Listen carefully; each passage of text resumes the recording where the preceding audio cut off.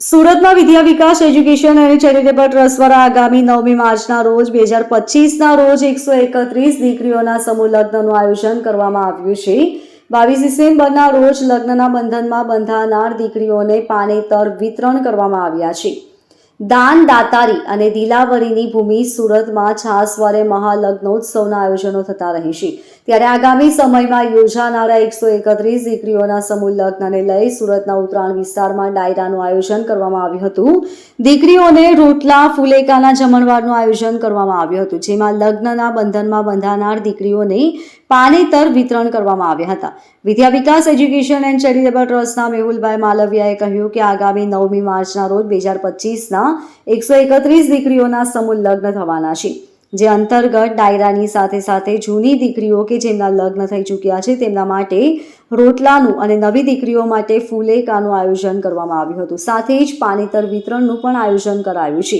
સામાન્ય રીતે સમૂહ લગ્ન સાદાઈથી થતા હોય છે, ત્યારે વિદ્યા વિકાસ એજ્યુકેશન એન્ડ ચેરિટેબલ ટ્રસ્ટના 7મા લગ્ન સમારોહમાં વિશેષ આયોજન કરવામાં આવ્યું છે।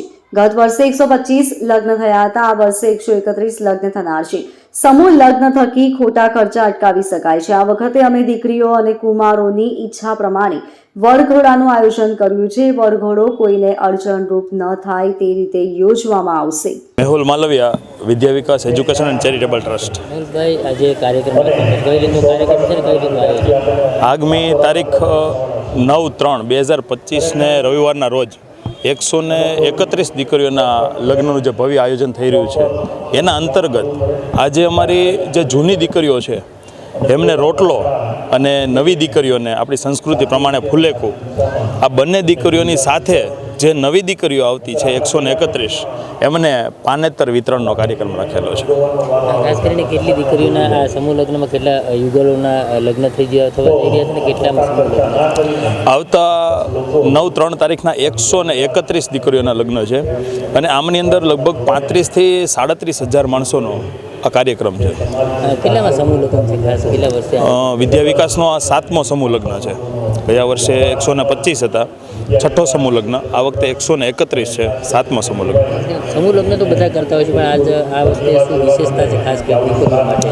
વિશેષતામાં આમ ગણીએ ને તો જે ખોટા ખર્ચાઓ થાય છે, એ ખોટા ખર્ચાઓને દંભીને જે દીકરીઓની તમામ ઈચ્છાઓ છે એ પૂરી કરવા માટે આ વખતે અમે દીકરીઓ અને કુમારોનો વરઘોડો રાખ્યો છે। પણ વરઘોડો એવો કે જેમાં કોઈ વ્યક્તિને અડચણરૂપ ન થાય, ટ્રાફિક ન થાય, અને દીકરીઓની ઈચ્છા પૂરી થાય એ રીતના અમે વરઘોડાનું વિશેષ આયોજન કરેલું છે।